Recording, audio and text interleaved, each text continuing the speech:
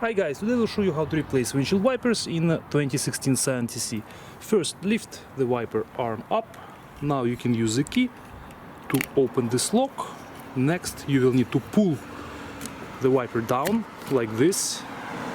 Remove the wiper, and now you can put a rag on the windshield so that it won't fall, the wiper arm, and it won't break the glass. This is how it looks, the mechanism. To install the new one,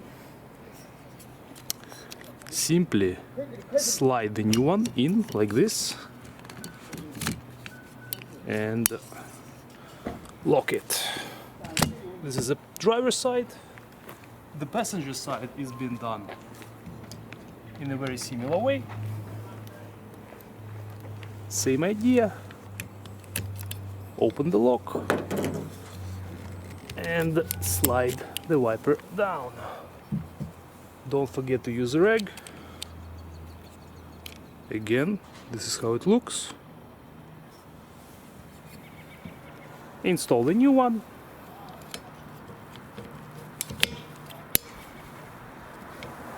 The passenger side is done.